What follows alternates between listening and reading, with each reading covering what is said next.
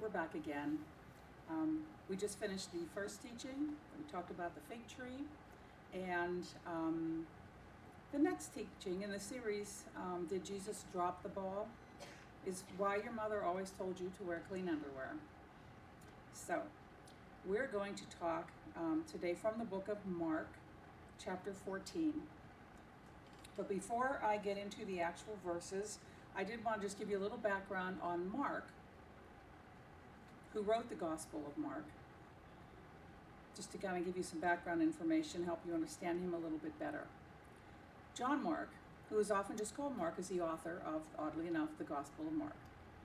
He was a believer in the early church, and he's mentioned directly only in the book of Acts, first as being the son of a woman named Mary, no, not that Mary, whose house was being used as a place for believers to gather and pray.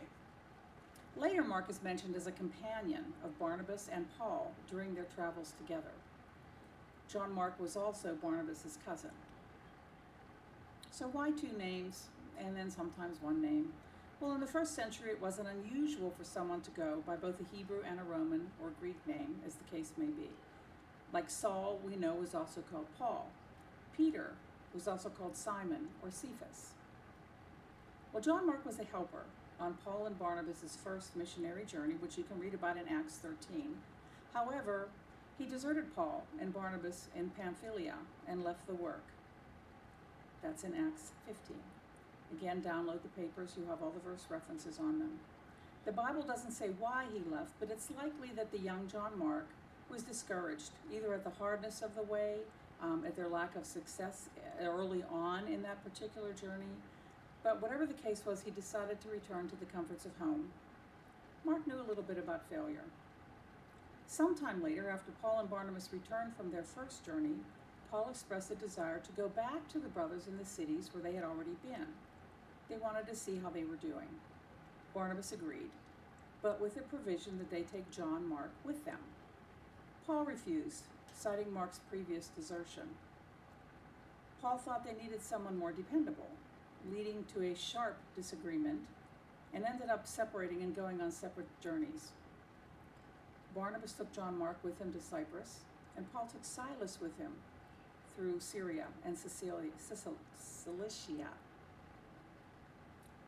Barnabas, who was known as the son of encouragement, forgave John Mark's failure and decided to give him another chance.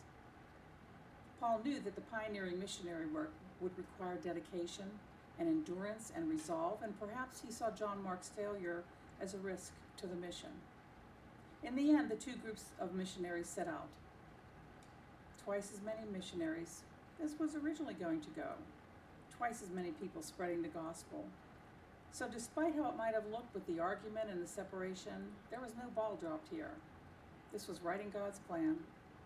Years later, Mark is with Paul, and he calls him a fellow worker. And near the end of Paul's life, he sends a request to Timothy from a Roman prisoner. And he says, "Get Mark and bring him with you, because he is helpful to me in my ministry." John Mark had matured through the years and the trials, and had become a faithful servant of the Lord. Paul recognized his progress. John Mark wrote the gospel that bears his name, at least one of his names, sometime between AD 55 and 59. Okay, now we're going to go to Mark 14, verses 43 to 52.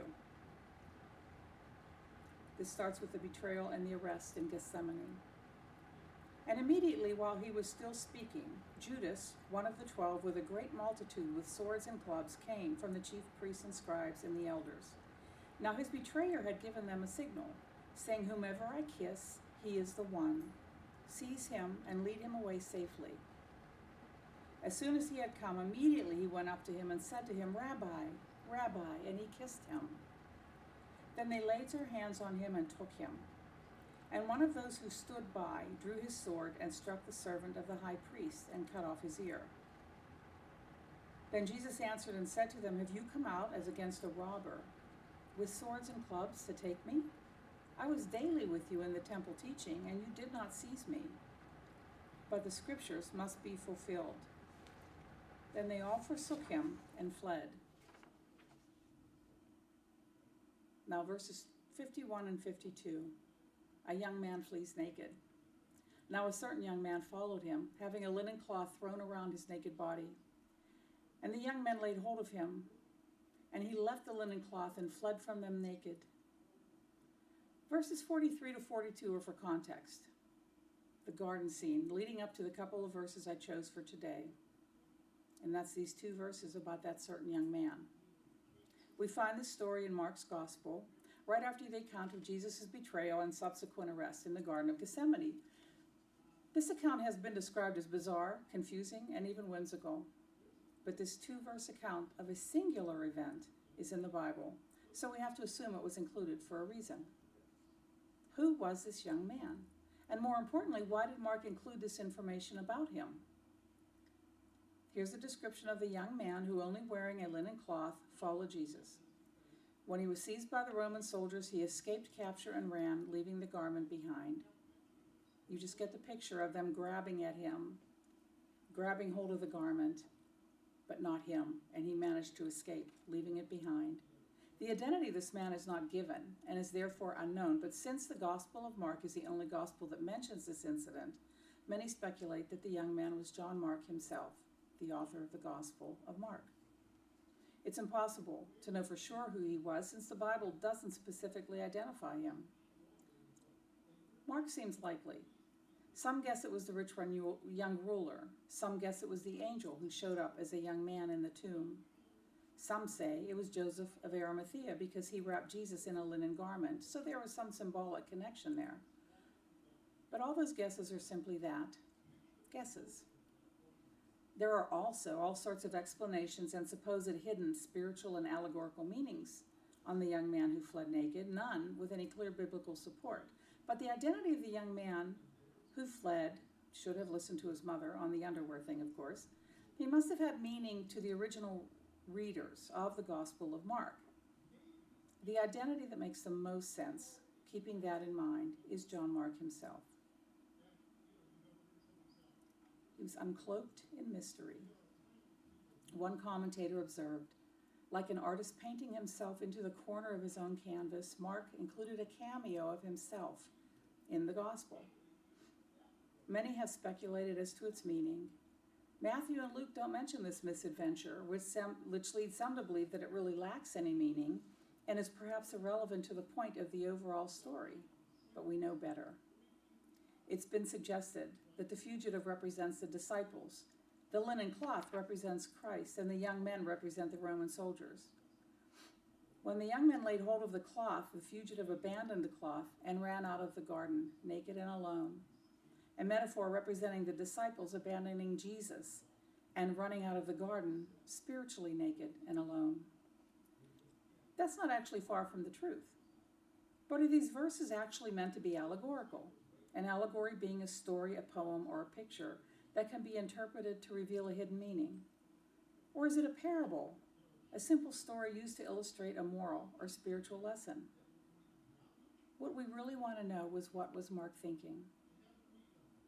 Now, Mark's gospel as a whole is not written carelessly. It's not like him to just toss something in with no significance.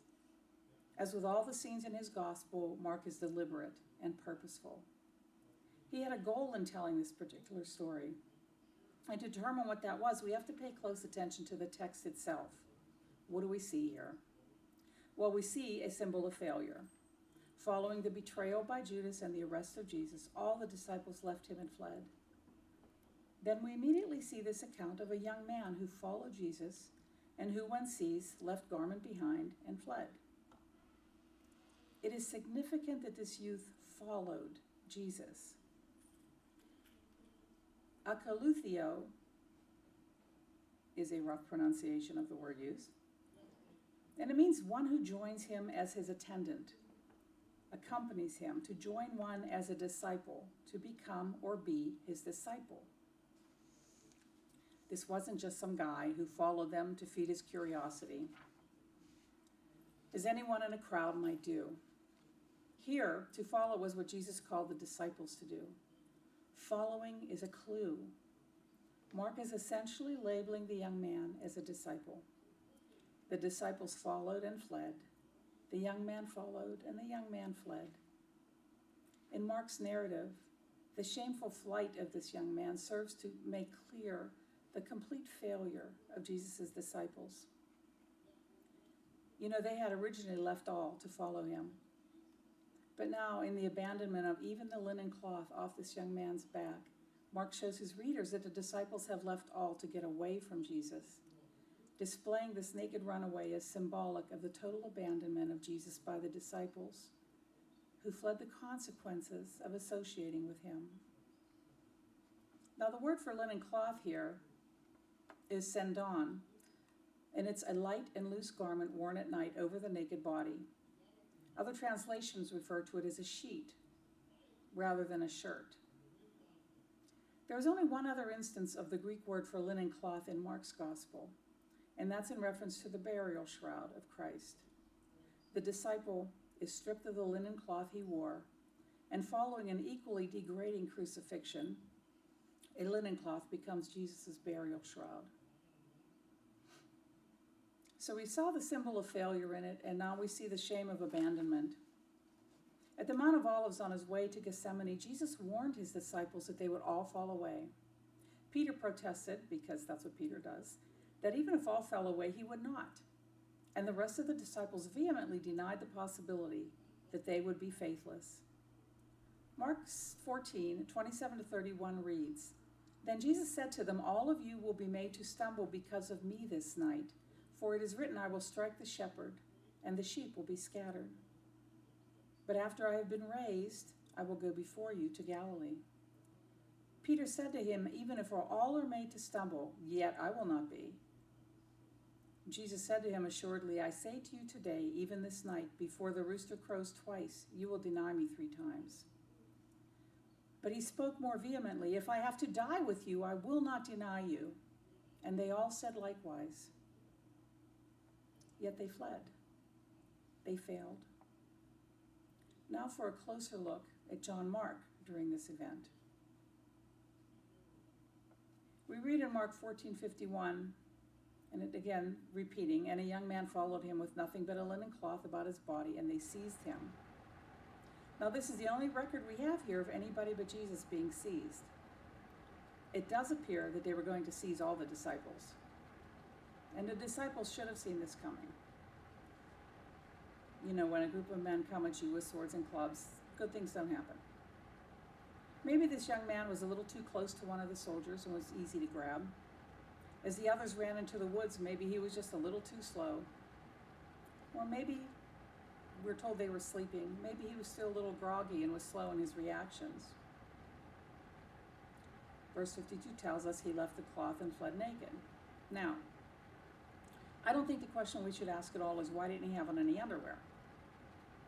Of course, that's why I asked that question. But we're not going to go there. So he was going commando. That's not really the point. The point is that he was so terrified that he would rather be running naked in the woods than be arrested with Jesus. So as unexpected and brief as the appearance of this young man was in the Gospel of Mark, his presence was not insignificant. He gives us a picture of the fear they all felt and how perfectly the scriptures were fulfilled. And who among us has not failed in our discipleship as we follow Christ? In one way or another, we have all fallen. In sin, in faithlessness, in courage, in our commitment. And we continue to stumble in our discipleship. Is there hope for us? I'd like to remember Mark. As we saw in the introduction, he stumbled several times. But as a result, he matured and he became a faithful servant. In summary, what did Mark want to communicate to us? We see a picture here that, as I said, is a little more detailed than in the other Gospels. We have a brief window into the events written here of what might have been going on and what it must have been like for them. We need to let the narrative make us feel some of what was going on. Firstly, there were high emotions being experienced, as there often are during a crisis. Fear, stress, confusion, anger. You don't lunge at somebody with a sword like Peter did and cut off their ear, unless things are a little bit stressful. I mean, these soldiers at any moment could have simply overwhelmed and killed every last one of them at that lunge if Jesus hadn't interceded on behalf of the wounded slave. Secondly, the text seems to show that Jesus is not only innocent, but surprisingly poised and, in a sense, in charge. He not only heals the servant's ear to diffuse things, but he says, day after day I was with you in the temple, and you didn't seize me there. This is a composed man in the face of what was going on, considering the night of prayer and suffering and sweat that he poured out, and considering what he knew was going to happen to him soon enough. He was in control, make no mistake. Third thing to understand, that everybody is forsaking him. Just picture it. Here he is, the one they had been with for 3 years, and they were all so scared they ran away. All of them, to fulfill the scriptures. Mark 14:49-50 tells us, but let the scripture be fulfilled. And they all left him and fled. So even though that's a massive failure from one angle, it is totally according to plan. That is saying it was to fulfill scripture. So neither God nor Jesus is dropping the ball here. Jesus is not out of control, though on the surface it might have appeared so. But everything moved according to plan. Have you ever wondered what the heck God is doing? Or if he's moving at all in a situation? Sometimes what we see doesn't make sense on the face of it. But God doesn't ever drop the ball. Not ever. I personally find comfort in that. Though at times I still often fail to see his hand at work until all is said and done. And I wondered why I couldn't see his purpose and timing sooner. Excuse me. But it's usually because of my own anxiety and my own self-absorption. I guess I still have a lot of room to grow, as I suspect do you. So as we close here today, thank you. Take a chance, look over those verses, check them out. As always, seek God's face. Seek him in his word, seek him in your prayers. And we know by his Spirit that he draws you close and he will draw you near, and he will help you understand even these couple little verses like here that seem to have really no important meaning. As we always say, it's in there. There's a meaning to it. All you have to do is look for it. Seek and you shall find. Thank you.